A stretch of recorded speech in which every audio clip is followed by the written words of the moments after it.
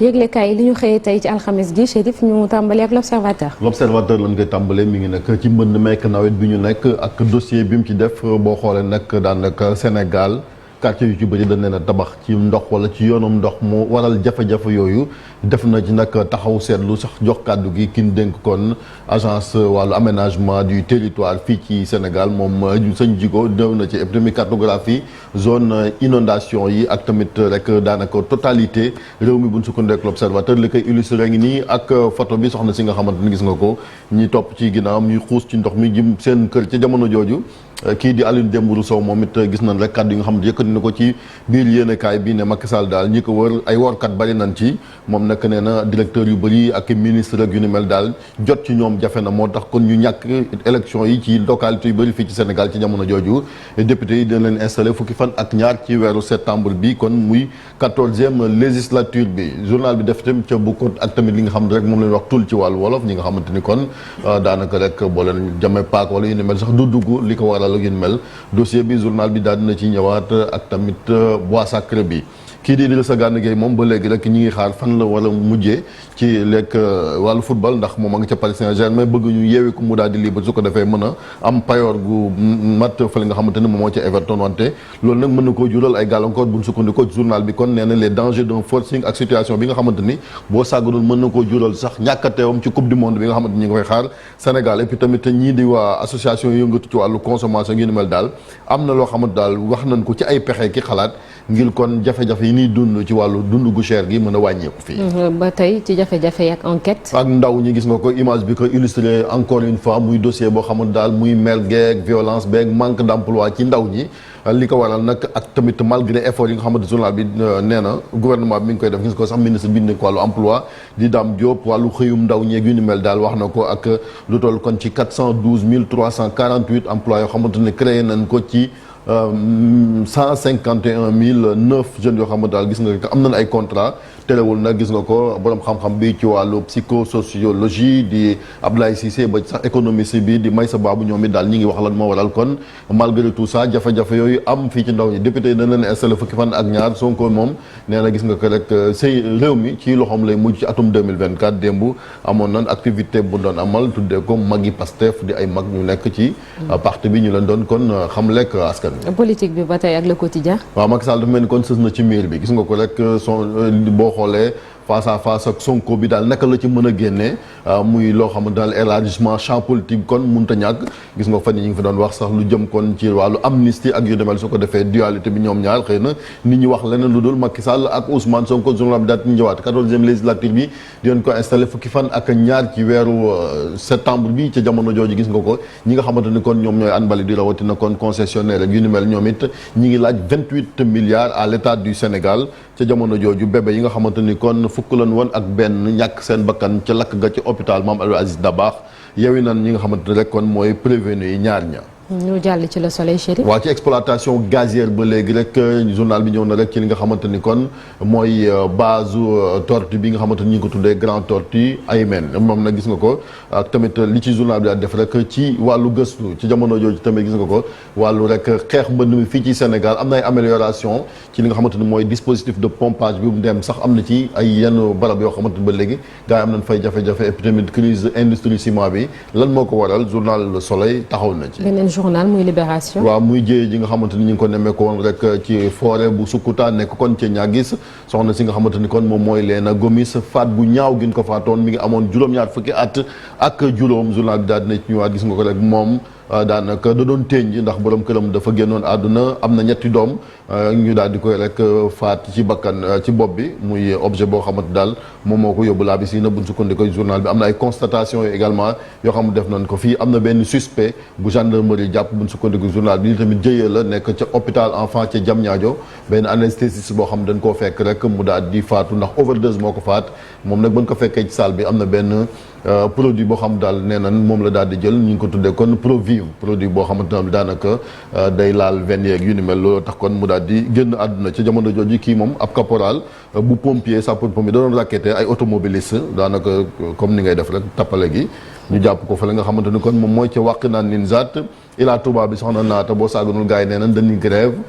fii ak ñu jëm kon ci màggal gi ndax jafe-jafe yi ni dund. jafe-jafe yi askan wi di dund tam ci tribune. waaw léegi góorgóorlu suuf la ko tuddee maanaam góorgóorlu yi jafe-jafe yi nga xamante ni moom la nekkee gis nga ko rek produit boo xamante ni mën naa jël téeméer altina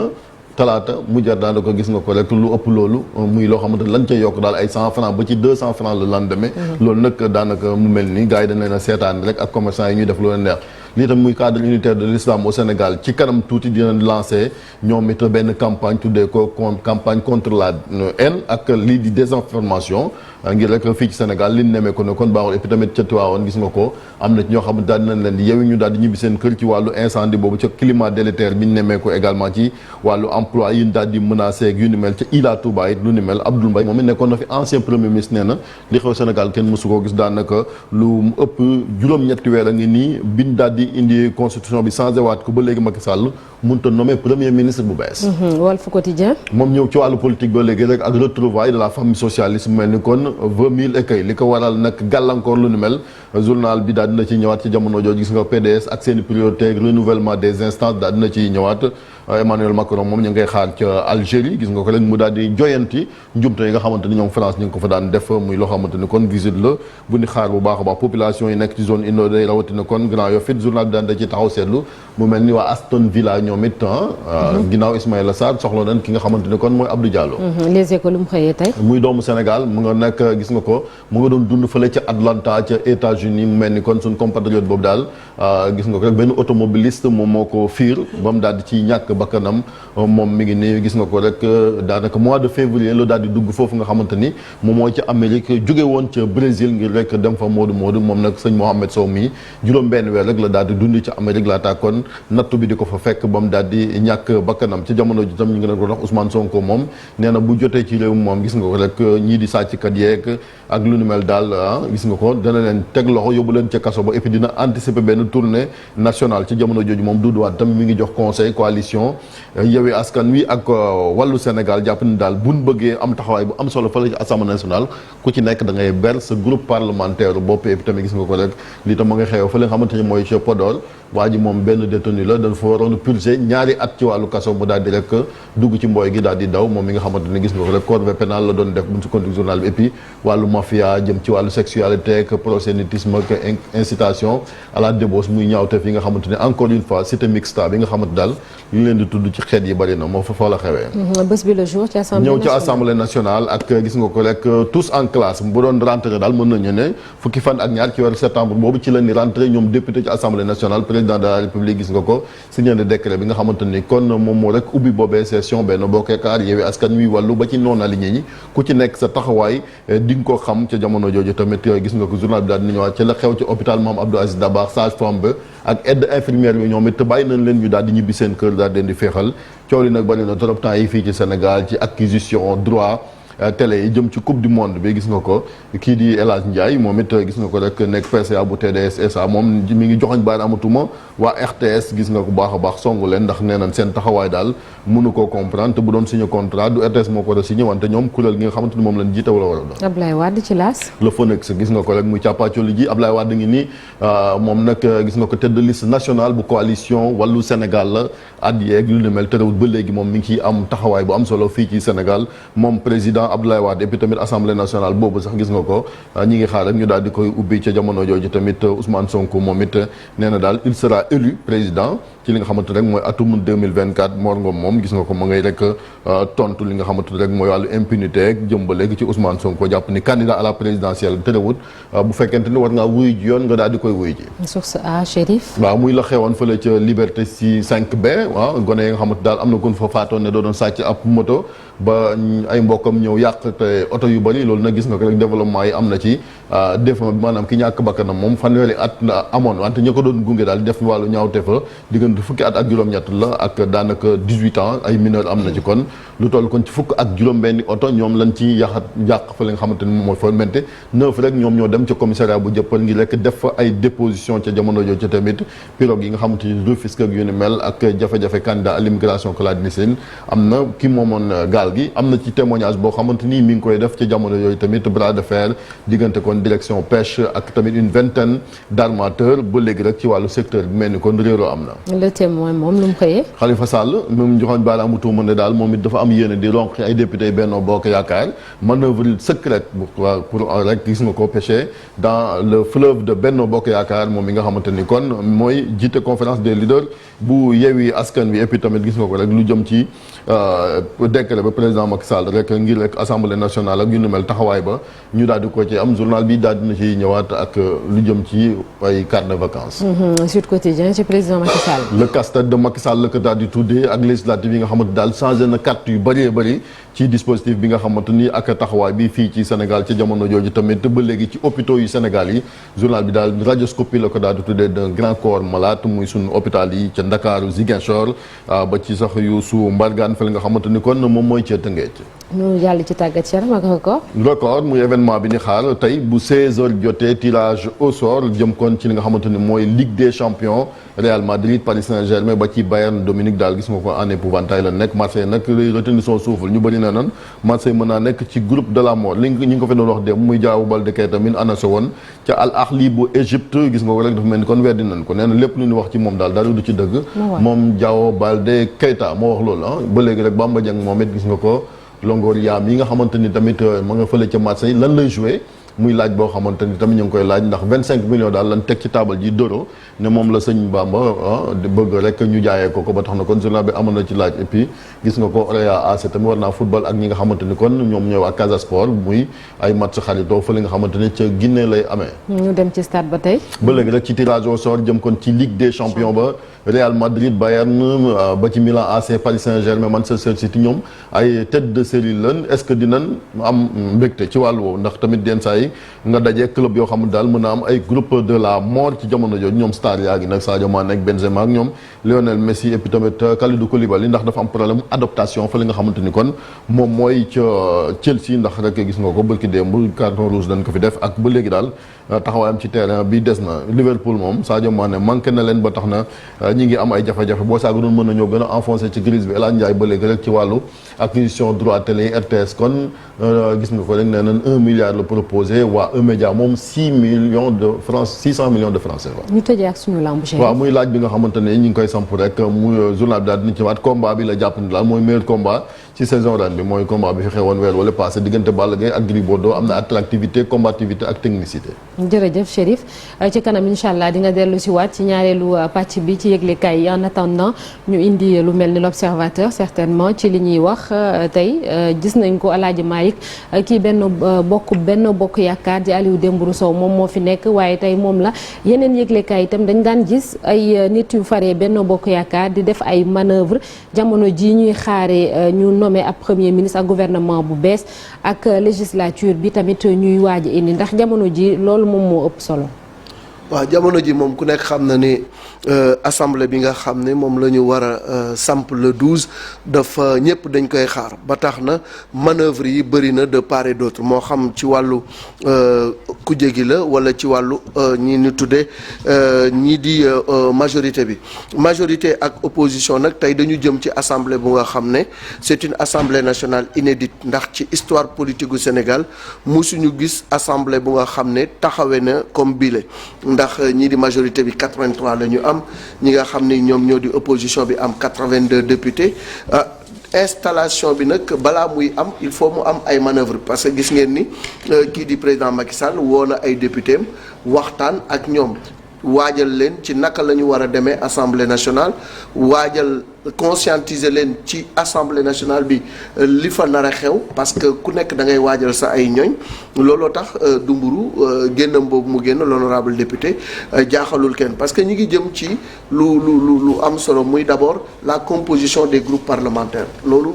ku nekk yaa ngi manœuvrer de ton côté pour ñu xam groupe parlementaire yi naka lay taxawee buñ ci jógee aussi am na lu nga xam ne mooy les commissions